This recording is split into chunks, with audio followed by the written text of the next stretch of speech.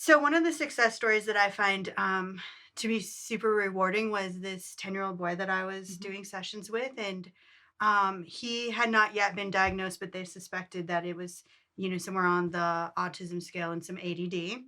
But he definitely had sensory issues, which Mm, can also be challenging with a system like this because you need to put sensors and use paste and different things. mhm. However, he used it, and I got a text from his mom one day, and she texted me and said, "You're never gonna believe this, but he walked over to the fridge and got a popsicle out and opened the wrapper and, threw it away and went about his day." And that is just something that he would have never done before, touching the paper, the tearing of the paper, just with all this sensory overload issues that he was having at the time. And so it's just even those littlest things that you start to Mhm. notice that lead to a lot bigger, successes over time. Yeah.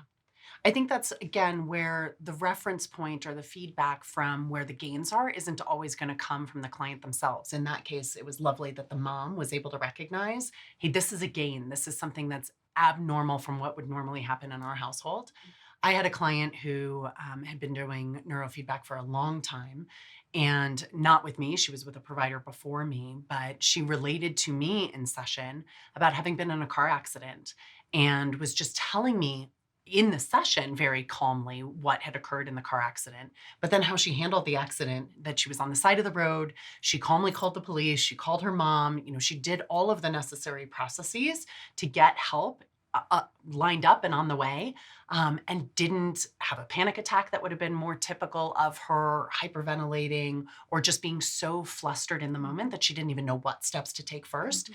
And we were really able to attribute that to the training she was doing with neurofeedback. She was able to stay regulated in a really stressful, traumatic moment. Thankfully, she wasn't harmed. But was able to stay regulated enough to do all the necessary actions and get help by her side really quickly. That was a huge, huge win for neurofeedback. I think also, with everything that happened with the pandemic and COVID, we're starting to see a lot of clients that are having these like longer term symptoms and just, Mhm. things that are now starting to come out that they're Mhm. still learning about. And I have a client who had a migraine for an entire year as a Mm. result of very, very, very bad COVID. And was going, to neurologists and doing all kinds of things. And of course, they're not really figuring it out because it's something so different than what they're used to. And so, with migraines being one of the things that neurofeedback is very successful with, she tried it with us, and within days they started to dissipate. And so Amazing. she has been doing, consistently doing them, and they've been helping with other symptoms as well.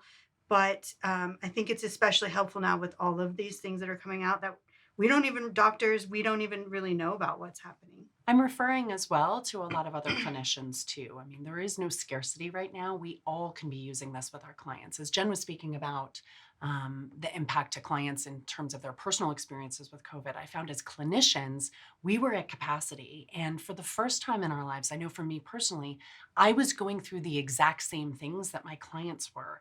Mhm. We all were worried about a lack of toilet paper. We all didn't know when we were going to see our friends again. We all were struggling with the pros and cons of a new work from home model. And the things that I typically do, my running or my meditation, my yoga, were no longer reaching that therapeutic level for me. It was really, truly baseline. And so using neurofeedback got me back to a regulated state so that I could be more resilient in my work with clients.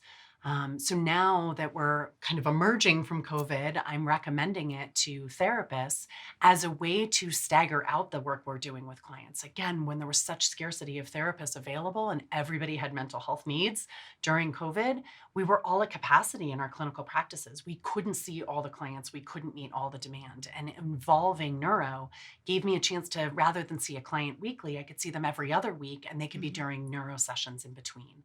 And it's a really lovely adjunct to therapy. I'm finding for some clients that are just so dysregulated, doing a series of neuro first, really regulating their system through neurooptimal, then getting to that deeper level of work through therapy. So, sharing those experiences with other clinicians, letting them try a system for themselves, doing a session or two. I have yet to find a clinician that doesn't come back to me and say, my God, that experience was so amazing. I've already talked to 3 or 4 of my own clients in my practice about it. How do I get a system? How do I add this to my practice? It really is um, just so enhancing of the work that we can do clinically that I don't see a reason that everybody shouldn't be using it in their practice. I can personally speak to the use of neurofeedback prior to doing any other type of, clinical work. Mhm. For myself, in my own mental health journey, my therapist uses Neuroptimal, and I went through a traumatic experience, and one of the things that she had me do first was 10 sessions of neurofeedback just to sort of help bring me down Mhm. so that we could start to discuss and work through some of those more trauma-based items, because some people just can't even get to like a talk therapy mode or EMDR or CBT or DBT or anything like that until they're ready. And so all of the neurofeedback that we're doing is essentially like helping lower that wall, right? Like there's a wall, our brain doesn't really want to go Mhm. over it or Mhm. through it or around it. And so Mhm. it's blocking the use of any of the other tools that Yes. are successful for us.